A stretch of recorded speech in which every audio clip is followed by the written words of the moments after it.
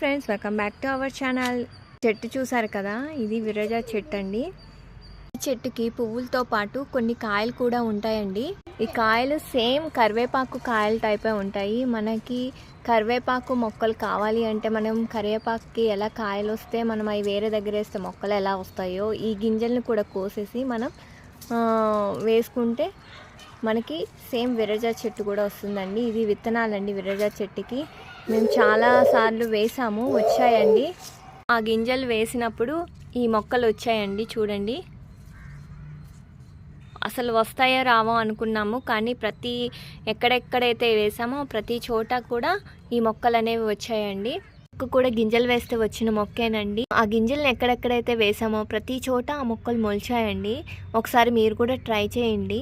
ఈ ఒక్క మొక్కకే కాదు, సన్నజ చెట్టుకు కూడా ఈ సేమ్ ఇలాగే కాయలు ఉంటాయండి. ఆ కాయలు కూడా వేసినా సన్నజ చెట్టు వస్తుంది. ఏ విత్తనాలు వేస్తే అదే విత్తనాలు వస్తాయి కదా, అలాగే ఈ కాయలన్నీ విత్తనాలే అండి చెట్లకి. విషయం మీకు తెలియకపోతే మీరు కూడా ఒకసారి ట్రై చేయండి.